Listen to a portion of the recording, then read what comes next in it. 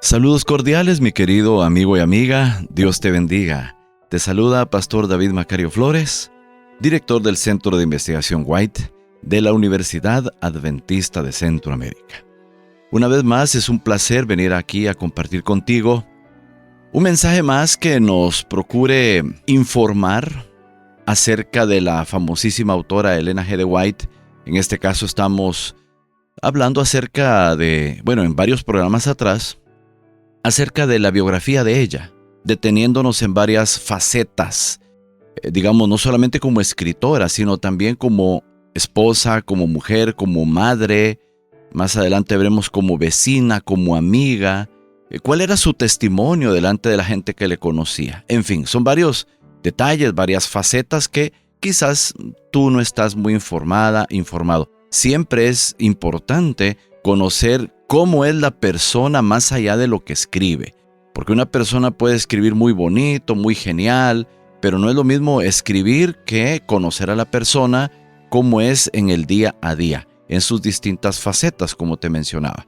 Entonces es bueno ver cómo era el testimonio de ella, tanto dentro de su casa como fuera de ella. Así entonces, mi querido hermano y hermana, vamos a analizar en esta ocasión a Elena White como madre. ¿De acuerdo?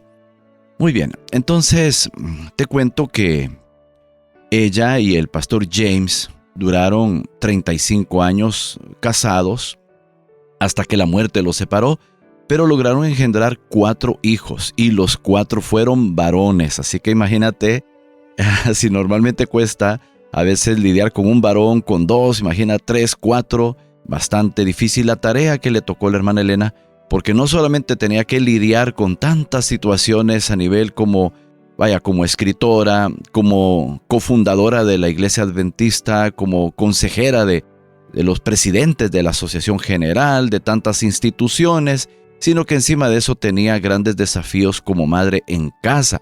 Recuérdate que estamos hablando de la época victoriana, cuando las madres tenían que hacerse cargo de los hijos sin mayor ayuda muchas veces del esposo.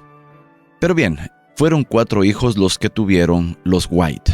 Comenzamos con el primero, que se llamó Henry Nichols, el cual nació en 1847. Fíjate, apenas 3 años después del gran chasco que tuvieron, 3 años después de que ella recibiera el don de profecía. Ahí tuvo su primer hijito y este lamentablemente falleció en 1863.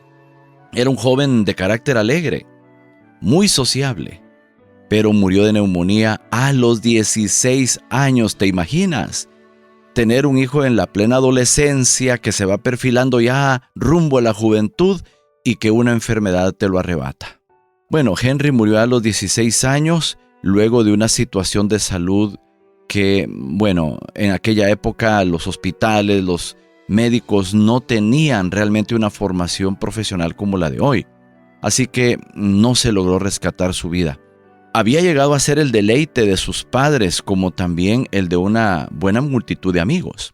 Su magnífica voz para el canto era bien conocida entre sus compañeros de trabajo en la casa publicadora. Sí, desde corta edad, este muchacho, como era la filosofía de los White, era importante que en la adolescencia tuvieran asignaciones, tuvieran alguna forma de mantener ocupada su mente, porque ya tú sabes, ¿verdad?, que mente desocupada es un taller de Satanás. Por lo tanto, los muchachos, entre más ocupados estén, ya sea en sus labores estudiantiles o en alguna asignación en la casa o en alguna otra forma de estar arreglando el césped, haciendo aquí y allá, pero estar ocupados es importante. Bueno, en aquel entonces él estaba como ayudante allí en la Review and Herald, que era la casa publicadora, como te mencioné. Estaba aprendiendo el oficio. Estaba empezando a familiarizarse con el oficio del papá para que más adelante él continuara precisamente esa responsabilidad.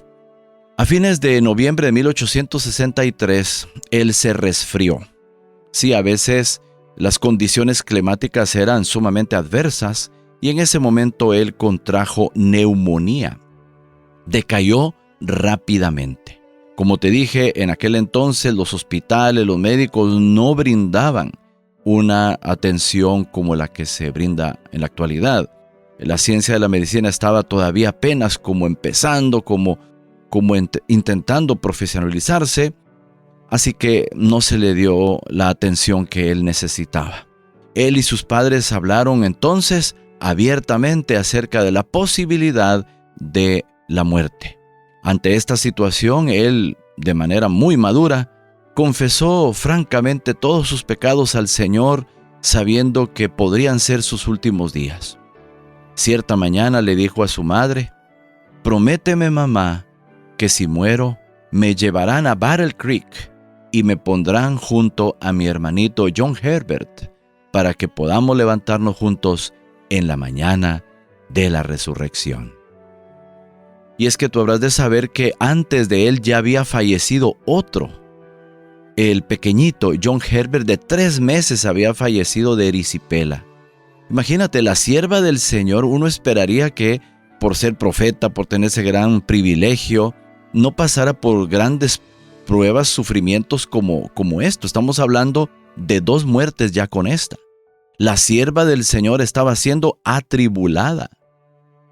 De manera que Dios no tiene favoritos. El hecho que Dios tenga profetas, que tenga en algún momento apóstoles, como fue en la época de los tiempos de Jesús, o que tenga líderes al cargo en la obra actual, eso no significa que ellos no van a pasar por pruebas y duras pruebas, con sus hijos, alguna enfermedad, en fin. Ninguno de nosotros está exento de llegar a ser probado hasta el máximo. Y si hay algo donde uno va a ser probado o podría ser probado de manera terrible y de una manera que, no alcanzan las palabras para describir, es con la muerte de un hijo. Lo peor que uno puede sentir como padre de familia es pensar que un hijo puede morir. Y Elena White no fue la excepción. Ella tuvo que sufrir como cualquier discípulo de Cristo que tiene que estar dispuesto a todo lo que la voluntad de Dios indique. Así entonces murió el primero. Henry Nichols, y también para ese entonces ya había muerto, como te dije, John Herbert, el que fue el último en la línea, pero que fue el primero en fallecer. Quedaron 2. James Edson. Tenemos ahora el caso de James Edson. Nacido en 1849, apenas se llevaba 2 años con el mayor, y falleció hasta en 1928. Ya él falleció en el siglo XX, o sea que él sí logró tener una larga vida. Aprendió de su padre el oficio de impresor también. Acuérdate que el pastor James White quería que sus hijos siguieran su legado, siguieran la responsabilidad de la impresión, porque es que las publicaciones eran en aquella época la principal forma de llegar a la población, la principal forma de evangelizar de manera masiva. ¿A través de qué? De los libros, de los folletos, los periódicos. De modo que le dijo a James Edson desde temprana edad, a los 14 años, imagínate, ya estaba él allí aprendiendo en la imprenta. Llegó a ser un popular escritor, te cuento, y compositor adventista. Sí, James Edson. Su trabajo tenaz a favor de la gente de color en los estados sureños no tuvo paralelo. Sucede que en aquella época, como tú recuerdas, estamos hablando de años cuando la esclavitud estaba en su pleno auge, cuando Abraham Lincoln tuvo a bien acabar con la esclavitud. Pero todo eso derivó en una serie de pleitos raciales en los Estados Unidos. Eso derivó en discriminación. Continuó aquello como si la esclavitud no hubiera sido abolida. Siempre continuó el prejuicio, el racismo entre muchas personas. Era peligroso, sí, en aquel entonces era peligroso tratar de incursionar, hacer un abordaje evangelístico, incluso por muy buenas intenciones que uno llevara, se arriesgaba. Las personas blancas incursionar entre personas afrodescendientes, habría riesgo, y no se diga que un afrodescendiente intentara entrar en el círculo de personas blancas. No, esto era sumamente peligroso. Así que estamos hablando que muchos se abstenían de trabajar a favor de las personas afrodescendientes. Por ese miedo, por esa situación tensa que había en aquel entonces. Elena White en más de una ocasión dijo que las personas afroamericanas debían ser evangelizadas. La iglesia tenía que crear planes para evangelizar a estas personas que también eran candidatos al reino de los cielos como cualquier persona.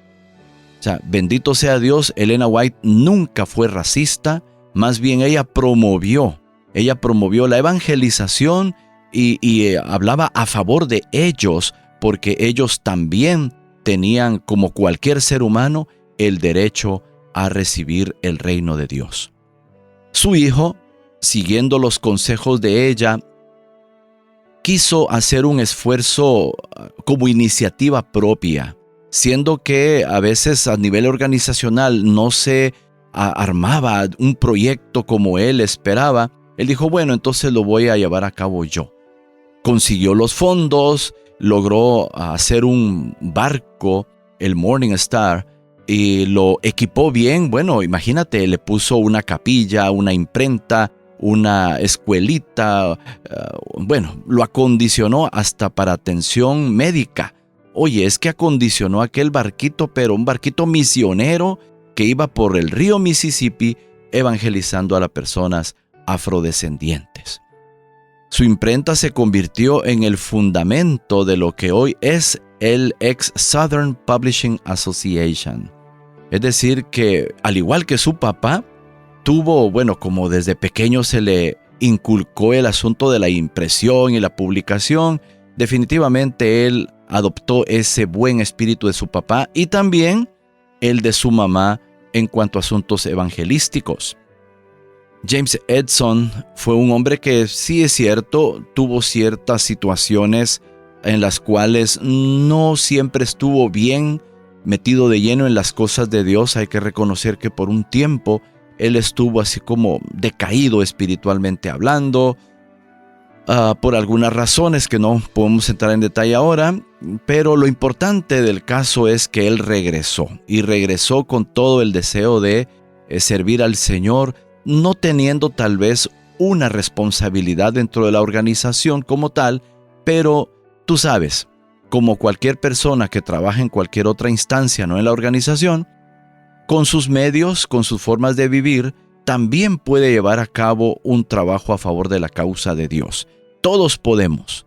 Para trabajar para el Señor no hace falta ser empleado de la iglesia adventista. Tú puedes trabajar en un hospital, tú puedes trabajar en un restaurante, en un taller mecánico, tú puedes ser un abogado, un médico, como sea, pero tú puedes siempre llevar a cabo tu tarea como un discípulo, una discípula del Señor, compartiendo el mensaje de Jesucristo y de la Santa Escritura. Fue el caso de James Edson, principalmente con el tema de la impresión de libros, este barco misionero que te mencioné, creando himnos. Era un compositor muy bueno también. Finalmente te voy a mencionar aquí el caso de William Clarence, que nació en 1854 y murió en 1937. Él fue reconocido por el ser el gran ayudante de Elena White ya en sus años dorados, principalmente ya cuando ella había quedado viuda. William Clarence, o Willie, fue su principal mano derecha. Después de que el pastor James murió, llegó a ser entonces el gran consejero de confianza, el consultor principal de su mamá, la hermana Elena.